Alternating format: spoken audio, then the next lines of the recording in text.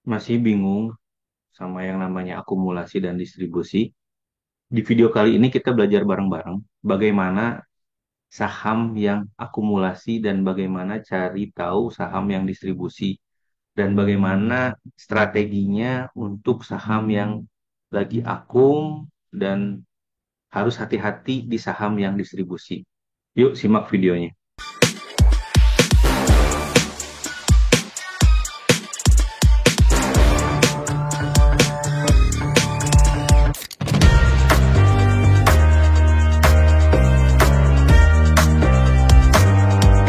Semangat pagi teman-teman, kembali lagi di channel Saham Mantul.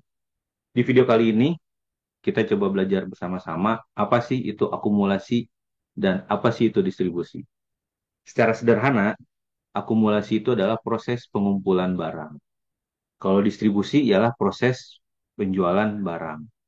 Jadi dikumpulin barangnya, itu akumulasi, dilepaskan atau dijual barangnya itu proses distribusi. Nah, kenapa sih ada tahap akumulasi atau ada tahap distribusi? Karena kegiatan ini dilakukan oleh big money. Jadi ini terjadi atau ini dilakukan oleh para pemain besar. Kalau kita retail gitu ya, beli saham 100 juta, 300 juta, ya udah harganya gitu-gitu aja, di sana-sana aja gitu. Eh, nggak berubah gitu. Tapi kalau misalkan ada yang big money, misalkan satu saham itu nilai transaksi satu harinya 10 miliar misalkan, atau transaksi satu harinya rata-rata di 20 miliar. Tapi big money itu dia mau entry sampai 1 triliun. Bagaimana dia bisa entry-nya? Nggak akan mungkin dia langsung main HK dalam satu hari sahamnya itu ARA. Masalahnya di mana? Masalahnya ketika dia borong dalam satu hari itu, dia akan mendapatkan harga yang mahal atau harga yang dianggap itu bukan dianggap harga yang memang cukup tinggi karena dia borong semuanya yang ada di market dia beli satu papan, dua papan, tiga papan sampai dua 12 papan misalkan. Itu kan berarti dia punya average yang tinggi. Makanya sebelum barang dia cukup atau uang dia untuk membeli barang itu habis gitu ya. Misalkan eh, rata-rata transaksi di saham itu 20 miliar, berarti dia butuh dua butuh hampir 5 hari gitu. Misalkan untuk ngambil 1 triliun. Oh, 20 hari gitu untuk misalkan 1 triliun 50 hari untuk ngambil atau beli 50 hari untuk beli dalam 1 triliun, kan 1 triliun itu 1.000 miliar ya, mohon maaf. Jadi kalau misalkan rata-rata 20 miliar transaksinya atau misalkan 50 miliar ya itu cicil. Jadi mereka itu nyicil di harga bawah gitu, cicil di harga bawah, turun, turun, turun, terus dijaga gitu harganya, diambil lagi. Nah itu proses bagaimana big money itu membeli satu saham gitu. Jadi ketika teman-teman melihat, ih ada inflow atau ada uang masuk yang cukup banyak di saham tersebut gitu dan beli cukup banyak dan itu konsisten belinya. Nah, teman-teman bisa dipakai untuk analisa atau jadi watchlist gitu. Kalau distribusi seperti apa? Sama, distribusi pun juga ketika big money punya harga yang cukup punya barang yang cukup besar gitu ya, 1 triliun gitu. Dia kalau buang langsung dalam satu waktu atau dia jual dalam satu waktu, dia akan ARB beruntun-untun. Beruntun, ARB-nya beruntun. Jadi misalkan dia punya average beli di 500, mau dijual di 1.000. Nah, otomatis dia akan tahan dulu si sahamnya di harga 1.000, tapi dia jual pelan-pelan. Jual pelan-pelan gitu. Misalkan 1 triliun, transaksi rata-rata seharinya saham tersebut adalah 50 miliar. Yaudah dia 50 miliar per hari, 50 miliar per hari dijual, 50 miliar per hari. Pelan, pelan, pelan. Tapi dari situ kita bisa detek ada satu atau ada satu broker atau beberapa broker yang dia menjual dari satu broker ke banyak broker. Itu dia. Nah, proses nyicil ini itu bisa berbulan-bulan. Jadi supaya si big player ini dapat harga rendah, itu biasanya prosesnya itu berbulan-bulan, bisa sampai setahun kadang. Kalau misalkan teman-teman lihat video breeze sebelumnya gitu ya, ada video breeze, itu akumulasinya sampai 1 tahun deh. Akumulasi 1 tahun, dia tahan di harga 1.800 dan akhirnya sekarang bisa sampai 3.000. Kenapa? Karena ada satu pihak atau big player yang dia terus akumulasi, akumulasi, akumulasi, terus nyicil, prosesnya nyicil gitu. Supaya apa? Supaya dia dapat barang dengan harga murah. Jadi biasanya ketika dia misalkan menyentuh nih, berapa kali tuh beli saya masih ingat banget, dia mau jebol 1.800.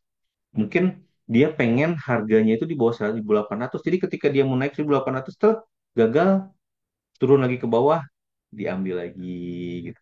Mau naik lagi, dia banting dulu 1.800, diambil lagi. Berapa kali tuh? Sampai akhirnya 1.800 tuh jebol dan sekarang harganya di video ini dibuat itu harganya di 2.900, 2.800 itu. Jadi lumayan kan 1.000 itu perjalanannya berapa hari. Kenapa? Proses nyicil ini ya itu tadi. Kalau misalkan big player ini ngambil dalam satu waktu, ngambil dalam satu hari, ya udah harga yang dia dapat itu nggak tinggi, harganya masih, harganya bukan harga yang terbaik atau harga rendah, dia harga yang tinggi karena dia ngambil dalam jumlah yang cukup besar. Seperti itu. Nah ini dia contoh big player gitu ya, big playernya. Jadi dia tahan dulu di harga ini gitu ya, ngambil. Biasanya sih di sini suka ada volume sih.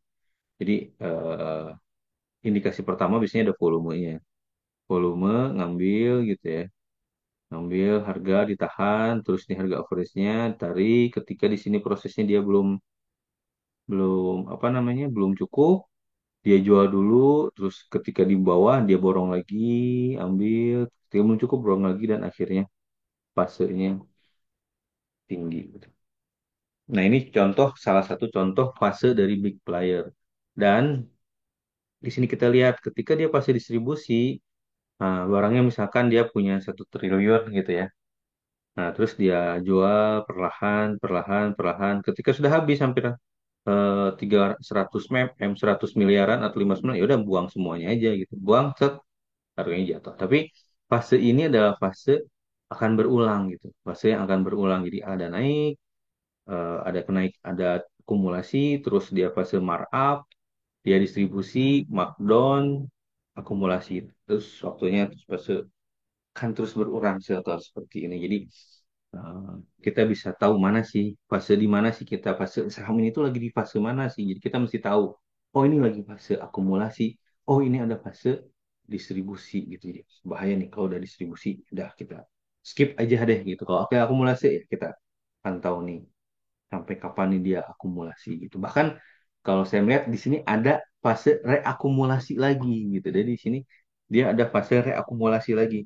Ketika dia tarik markup gitu, orang-orang pada jualan ya dia ambil lagi. Akhirnya dia markup lagi karena ketika dia akumulasi barang dia ambil semua gitu ya, barang dia ambil semua di market, akhirnya barang di market itu sedikit. Nah, kalau udah sedikit barang di market, gampang untuk dia naik turunkan si harga sahamnya.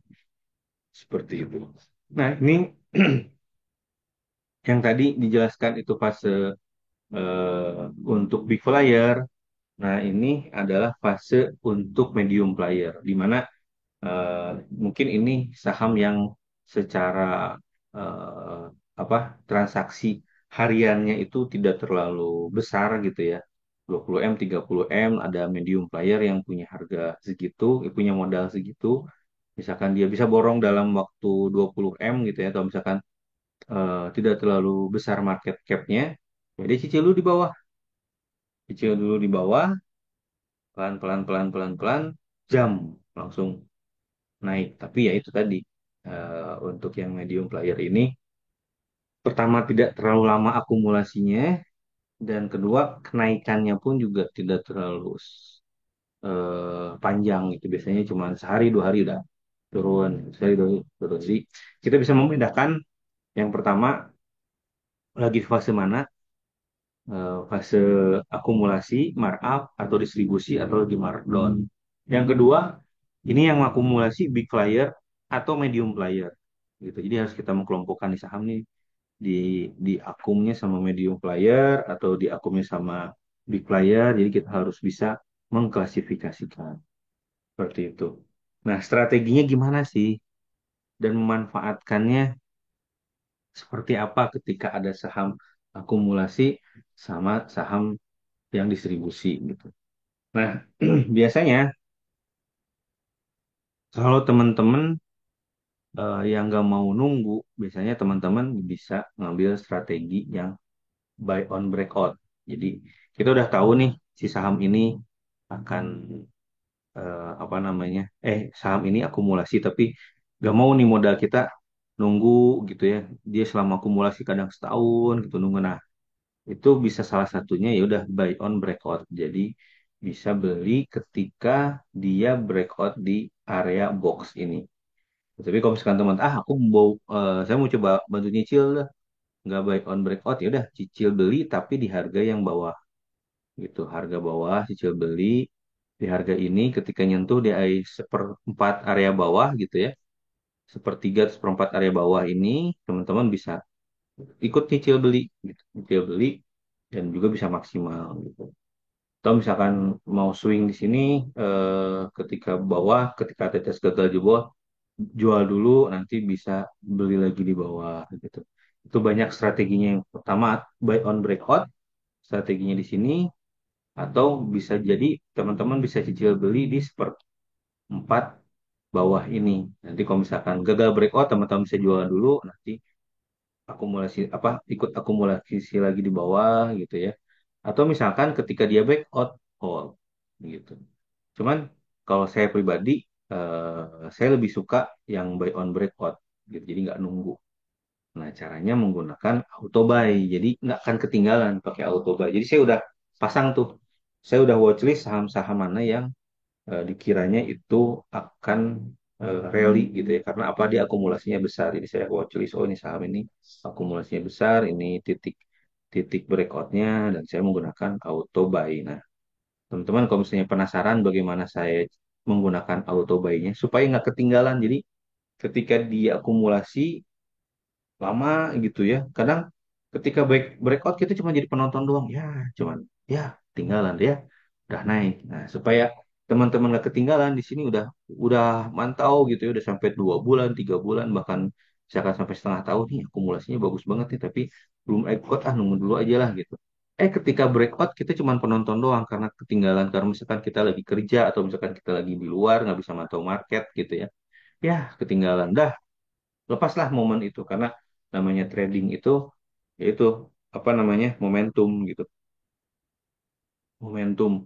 Nah, hilang momentum ya udah supaya teman-teman nggak kehilangan momentum, supaya teman-teman nggak apa namanya masih bisa ikut di saham yang breakout, teman-teman bisa menggunakan auto buy. Auto buy ini teman-teman saya setting. Jadi auto buy ini saya banyak nih, banyak auto buy saya. Jadi saya udah setting saham ini, oh ini breakout, tunggu akumulasi ini breakout, ketika breakout muncul gitu. Kemarin yang berhasil tuh di BRMS, terakhir di BRMS. BRMS itu saya dapat walaupun memang saya udah nitikin di 90-an gitu ya, tapi saya dapat di 200 itu lumayan BRMS. Nah, bagaimana sih teman-teman supaya setting buy breakoutnya sukses, teman-teman bisa belajar di sini. Teman-teman bisa belajar di sahamantul.com. Jadi di sini kita belajar bareng bagaimana teman-teman bisa apa setting buy on breakout yang benar gitu ya. Jadi teman-teman bisa masuk ke saham mantul, lihat paketnya di situ. Ada paket yang energetik, modern, elegan. Nah, kalau misalnya mau yang teman-teman udah paham tapi pengen tahu cara buy on breakoutnya di saham yang akumulasi, teman-teman bisa lihat di energetik. Tapi kalau misalkan pengen tahu dari basicnya, teman-teman bisa ambil yang modern. Tapi kalau misalkan teman-teman pengen discuss private lagi dengan saya gitu ya, dengan Zoom, video gitu ya, silahkan teman-teman masuk yang elegan. Ini di sini ada promo 69% diskonnya kalau nggak salah. Lihat di kolom komentar, kalau misalkan masih ada silahkan klik ambil promonya di bawah. Dan kalau nggak salah ini eh, ke depan akan makan dalam satu grup, grup itu Nanti semuanya bahas, mau watchlist, mau diskusi, itu kita belajar bareng di grup alumni. Seperti itu teman-teman. Kalau misalkan kita mau belajar bareng, bagaimana caranya buy on breakout menggunakan auto buy eh, ala saham mantul seperti itu. Kembali lagi ke materi, jadi di materi kali ini itu tadi untuk strateginya bisa buy on breakout atau bisa buy on weakness. Jadi teman-teman bisa chill buy. Cuman kalau saya sih lebih suka dana saya muter gitu ya. Jadi nggak banyak ngendap atau minus. Jadi ketika ada yang breakout buy, ada yang breakout buy. Jadi dananya benar-benar muter kepake dan dia bisa langsung gitu cuannya. Cuman ya tadi tunggu momentumnya aja, tunggu momentumnya supaya nggak ketinggalan momentum. Strateginya pakai auto seperti itu. Nah, strateginya ya itu tadi kita harus tahu eh, trading plan-nya. Jadi karena kalau di analisa akumulasi atau analisa transaksi ini mana yang sahamnya akumulasi, saham yang distribusi gitu ya. Itu dia hanya ngasih sinyal doang gitu. Dia hanya ngasih ini saham akumulasi loh, ini saham distribusi loh. Tapi dia tidak menentukan atau dia tidak memberikan di harga berapa sih beli, di harga berapa sih harus jual gitu. Tidak ada. Jadi analisa transaksi ini di mana kita bisa tahu saham yang akumulasi, saham yang distribusi itu tuh hanya memberikan sinyal. Kelemahannya apa? Kelemahannya adalah ini tidak ada kasih timing kapan kita harus beli. Makanya untuk analisa transaksi ini harus dibarengi dengan analisa teknikal. Dipadukan dengan analisa teknikal supaya apa? Supaya ketika dipadukan dengan teknikal, kita jadi tahu kapan kita harus beli dan harga berapa kita harus beli. Setelah itu, setelah dapat sinyalnya, mana yang akumulasi, kita bikin trading plan. Jadi, oh ini breakoutnya di harga 1.800 misalkan kayak BRIS. Ya udah 1.800 kita buy, resikonya kita ukur. Berapa sih resikonya? Misalkan toleransinya 1% dari dana kita, dana yang kita putarkan di saham 1%. Oh berarti kalau 1% misalkan di 1.600 atau 1.700. Ya udah pasang setting trading plan-nya in di 1.800, ketika gagal kita jual di 1.700 1.600. Tapi itu menggunakan lot sizing ya. Jadi oh lotnya berarti berapa sih, berapa lot kah yang harus kita beli gitu. Jadi pertama